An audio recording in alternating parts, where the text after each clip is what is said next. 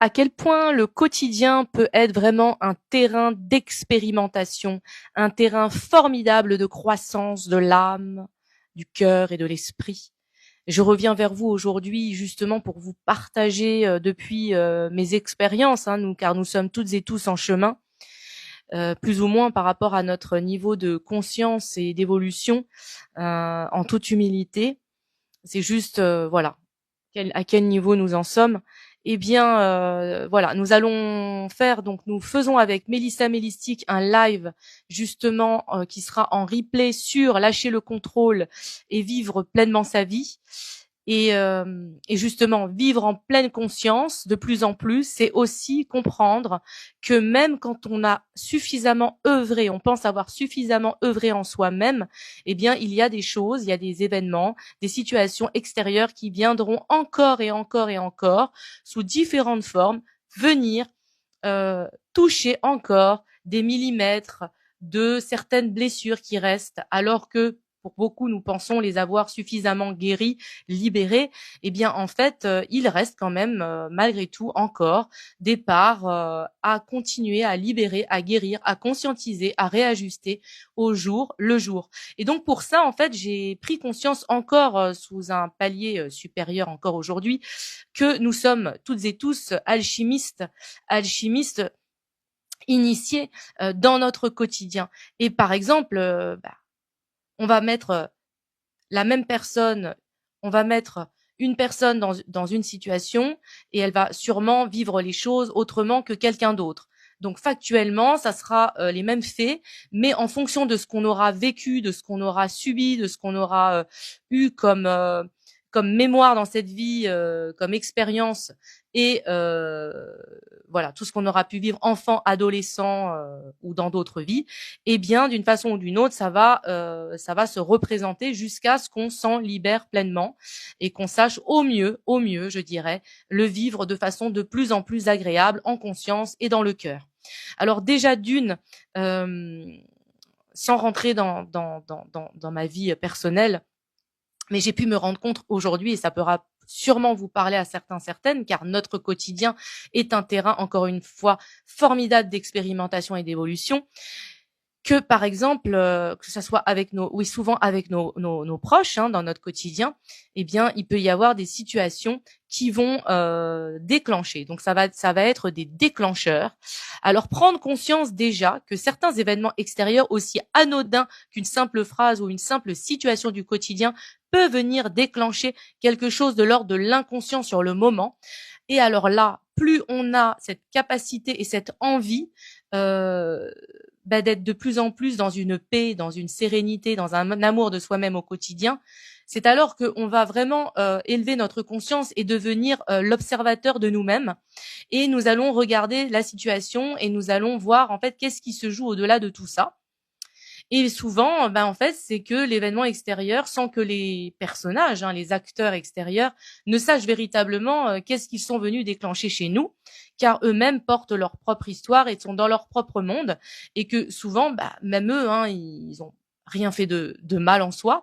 C'est juste qu'il y a des situations qui vont venir réactiver tout un scénario qu'on s'est fait, toute une construction qu'on s'est fait de survie par rapport à nos chocs, nos traumas et nos blessures, notamment la blessure de rejet, la blessure de trahison, la blessure de d'humiliation, la blessure d'abandon, la blessure de déception, parfois même sans parler forcément de blessures, mais des forts sentiments de ne pas être respectés pour qui nous sommes, d'avoir eu besoin de se battre toute son enfance et son adolescence, par exemple, pour imposer sa voix, sa souveraineté, se faire respecter.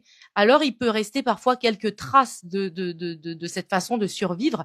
Et alors, on va surréagir à des situations banales du quotidien.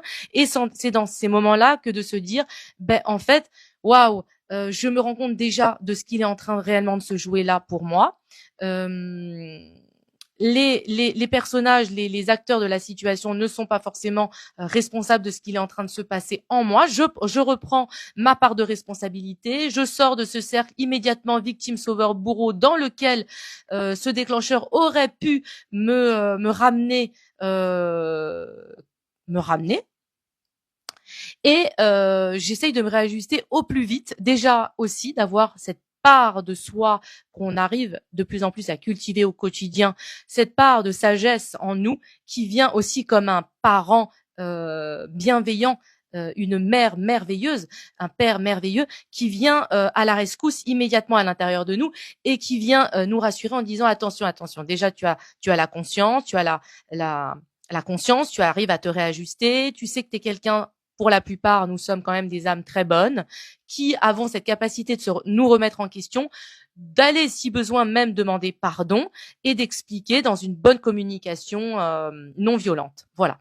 Donc, pour la plupart, nous aurions peut-être encore tendance à nous auto-saboter parce que c'est encore des mécanismes, voilà, de par nos blessures, d'un manque d'amour de soi peut-être encore, ou un auto-saboteur intérieur que d'aller se flageller. Mais je me suis mal comportée, mais je m'en veux, mais pourquoi j'ai surréagi.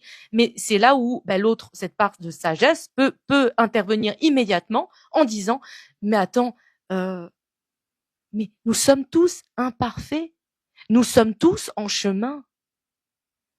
Maintenant, si tu as en plus cette capacité de te remettre en question et d'aller réajuster ton comportement et être dans une communication non violente, mais c'est mais grand bien t'en fasse et que Dieu te bénisse, quoi. Et donc, je veux dire, qu'on soit en couple, dans nos relations, peu importe, mais le tout, c'est de rester, de se réajuster au plus vite et d'aller tout de suite expliquer ce qui se passe, se réajuster, se pardonner, guérir, avancer, communiquer.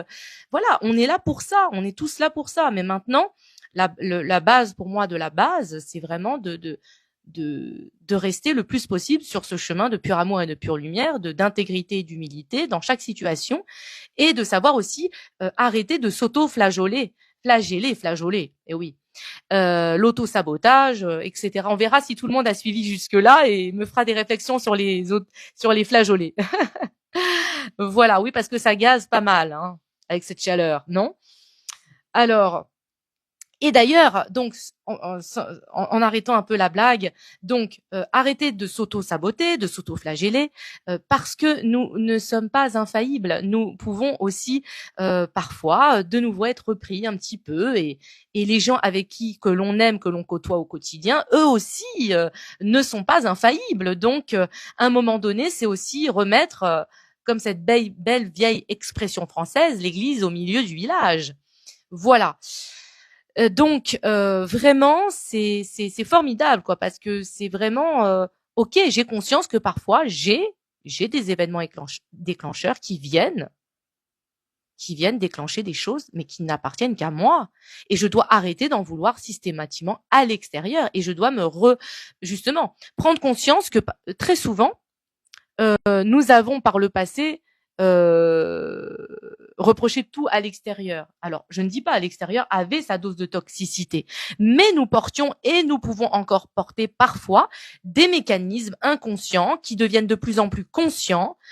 C'est pour ça que c'est très important pour moi de vous inviter à vivre de plus en plus en conscience et de se dire que ce que je peux reprocher à l'autre, moi-même, je peux aussi encore avoir des penchants toxiques, des penchants peut-être pervers, pas forcément voulus, mais voilà.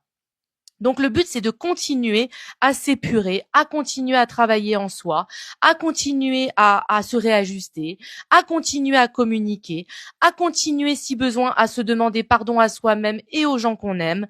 Donc voilà, et ce chemin est formidable. Et justement, tous ces grands initiés qui étaient aussi des hommes, hein, comme Yeshua Sananda Christ ou Marie-Madeleine ou tant d'autres, eh bien, ils n'étaient pas infaillibles non plus. Donc à un moment donné, il savait aussi se remettre en question, se réajuster. Par exemple, Marie-Madeleine, eh bien, quand elle était dans la grotte de la Sainte-Baume, elle vivait des choses terribles au fond d'elle parfois. Ou quand elle était proche ou plus loin de son compagnon Yeshua Sananda Christ, parfois c'était pas évident pour elle aussi qu'il puisse prêcher auprès de beaucoup de femmes et en tant qu'épouse ou femme, mais c'était pas forcément évident. Il fallait qu'elle travaille sur elle aussi, de se détacher émotionnellement et en même temps il y avait un respect mutuel. Donc tout ça en fait ça fait énormément travailler sur soi et le plus important c'est de sentir vraiment que quoi qu'il arrive, on reste dans la communication et dans le respect et on vient se réajuster le plus rapidement possible. Pour moi. Alors voilà, je vais arrêter là parce que sinon ça va être trop long et moi j'adore parler. Je pense que vous l'avez bien compris.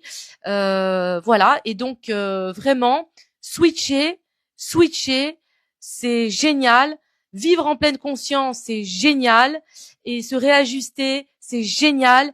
Et arrêter de s'auto-saboter, de se flageller, c'est génial. Voilà, alors je vous invite à voir le live, le replay avec Mélistique, Mélissa et moi-même sur lâcher le contrôle et vivre pleinement, parce qu'on va sûrement aussi aborder tout ça d'une autre manière. Ou voilà. Donc c'est très riche et continuons pour l'évolution de notre âme sur cette belle terre qui est en train de devenir de plus en plus un paradis. En tout cas, moi je le ressens bien dans mes perceptions. À très bientôt, prenez bien soin de vous et vous pouvez me retrouver sur mon site internet pour découvrir encore plus qui je suis. Vous pouvez prendre une séance découverte pour qu'on puisse aller plus loin ensemble dans ce qui compte le plus pour vous, au niveau de l'amour de vous-même, dans vos relations. Et puis aussi, liker, partager, abonner, ça soutient, ça encourage, parce qu'il y a beaucoup de choses qui sont transmises gratuitement, de cœur à cœur. Alors merci et à très bientôt.